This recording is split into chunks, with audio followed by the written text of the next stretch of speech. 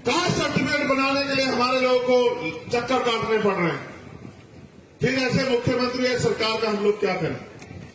क्या वास्तविकता में आप चाहते हैं कि आरक्षण की सीमा 16% होनी चाहिए? बताइए। जो लोग चाहते हैं वो हाथ उठा के बताए, जो लोग चाहते हैं। क्या आप इसकी कीमत चुकाने के लिए तैयार हैं? क्या आपके अंदर जज्बा है कि आप अपने अधिकारों के लिए संघर्ष करो? क्या आप तैयार हैं सरकार को जवाब देने के लिए? बताइए, कितने दिन अपने आंदोलन को चला सकते हैं? बताइए, संयुक्त आवाज में बताइए। जब मैं पूछूंगा तो अपनी आवाज को उसके साथ हाथ में बढ़ाते रहिएगा। क्या 1 महीना आंदोलन चलाने की हिम्मत आपके अंदर है? क्या 2 महीने आंदोलन चलाने की हिम्मत आपके अंदर है? क्या 6 महीने आंदोलन चलाने की हिम्मत आपके अंदर है? क्या 1 साल आंदोलन चलाने की हिम्मत आपके अंदर है? बस यही बात खत्म हो जाती है। 1 साल आंदोलन चलाने की हिम्मत अगर आपके अंदर है तो मैं गारंटी से कहता हूं कि आप यहां से सिर्फ संकल्प लीजिए कि हम, मेरे हिसाब से 1 महीने से ज्यादा का समय मैं सरकार को नहीं देना चाहिए। इस मंच के माध्यम से मैं आप लोगों से पूछना चाहता हूं, क्या हम इस सरकार को 1 महीने ज्यादा का समय दें? जो काम 1 महीने में होना है वो 1 हफ्ते में नहीं हो सकता। हवाई बातों से कुछ होता नहीं। मैं पढ़ा लिखा वकील हूं। हर काम के लिए मैं ऐसा कोई कुछ नहीं करना चाहता कि हवाई बात हो, कहेंगे साहब आप भी जानते, हो ही नहीं सकता था। इसके लिए एक अधिवेशन आएगा, अधिवेशन के साथ एक बिल आएगा, उस पर जो है वोट होगी, उस पर जो है अधिसूचना जारी होगी, तमाम चीजें होंगी।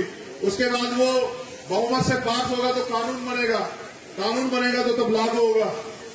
तो मैं समझता हूं कि 1 महीने का समय बहुत है। आज क्या तारीख है? 2 फरवरी। हम लोग 1 महीने का समय यहां की सरकार को देते हैं। अभी अगर 1 महीने के बाद यहां की सरकार ने हमारी मांगे नहीं मानी तो बताओ कितने लोग 1 साल के आंदोलन के लिए तैयार हो? बताओ। नहीं, गौर करो। इतिहास गवाह, कभी भेड़ बकरियां देश में नहीं जीती। जब युद्ध का मैदान सजता है कोई भेड़ बकरी नहीं घुसती है उसमें। जब युद्ध होता है तो हर आदमी अपनी तरफ से योद्धाओं को मैदान में उतारता है। बताओ, उतारता है नहीं उतारता है? जिसके सीने में आग लगी है अपने महापुरुषों के अधिकारों को बचाने के लिए, उस बात को याद करते हुए कि जब इस देश का संविधान सौंपा गया तो बाबा साहब अम्बेडकर ने कहा था कि मुझे मेरे जाने के बाद बराबर मत समझना, जब तक इस देश का संविधान जिंदा मैं जिंदा हूं। उस बात को याद करते हुए, बाबा साहब के कुर्बानियों को याद करते हुए, गुरु घासीदास जी का जो सपना था मन के एक समान, उसको याद करते हुए, अगर आपके दिल में आग लगी है, अगर आप चाहते हैं अपने अधिकारों को छीनना, तो फिर बताइए, अब हाथ उठा के बताइए दोनों आप कितने लोग हैं जो 1 साल आंदोलन के लिए तैयार हैं? जो लोग वहां छाव में खड़े हैं उनका गुर्दा मैं समझ रहा हूं कि उनकी कितनी हिम्मत है। वो कितने दिन आंदोलन चला? आप हाथ नीचे करो। देखो, वो पहले से जान बचाने के लिए धूप छाव में खड़े हैं। आप लोग हाथ नीचे रखना। मैं उस पेड़ के नीचे खड़े हुए लोगों के हाथ एक बार देख लो। आप मत उठाना, यही पता लग जाएगा कौन मुंह दिखाने के लिए यार किसके दिल में आ गए। आओ आगे जरा, थोड़ा धूप का स्वाद चखो, आप भी आओ। ये मेरी मां बहने बैठे, तुम लोग भी तो निकाल आओ जरा, आओ जरा निकल के आओ। मांगे से भीख मिलेगी, अगर लड़ना है तो मैदान में आओ। वहां खड़े होकर तमाशा क्यों देख रहे हो? बताओ नौजवान साथियों। एक नारा दिया था मैंने और काशीराम में, वोट हमारा राज तुम्हारा, नहीं चलेगा नहीं चलेगा। जिनका वोट है वो यहां मांगने के लिए आए छत्तीसगढ़ की राजधानी में। अगर अपनी वोट का सही प्रयोग कर लो, जिस मुख्यमंत्री से मांग रहा है ये मुख्यमंत्री आपसे मांगता हो घूमेगा कि हमें भी कुछ दे दो सरकार। हमारे अपनी ताकत को पहचानो। 1 साल के लिए तैयार हो चुके हो क्या? बताओ, उठाओ दोनों हाथ अगर 1 साल के लिए तैयार हो तो हम लोग। तो 2 मार्च तक हम लोग इंतजार करेंगे।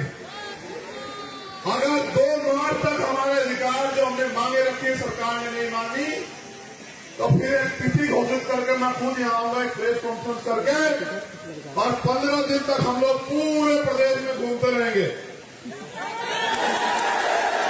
और फिर एक ऐतिहासिक आंदोलन हम लोग यहाँ करेंगे और यहाँ से हम लोग घर भी जाएंगे।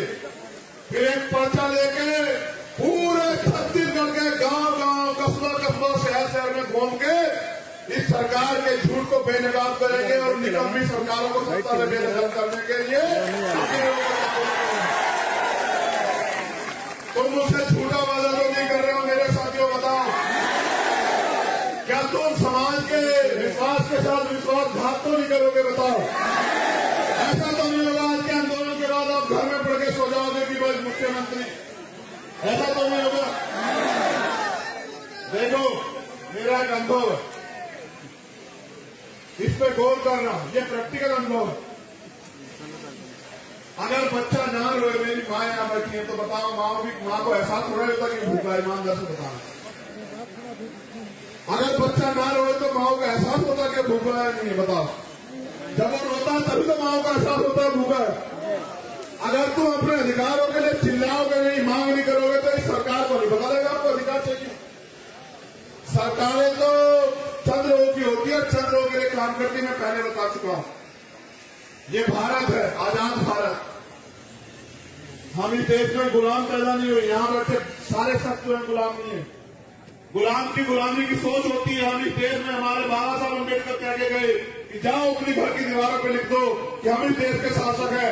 75 साल हो गए, हम ना अपनी दीवारों पर लिख पाए, ना अपने दिल पर लिख पाए और ना ही हम शासक बनना चाहते।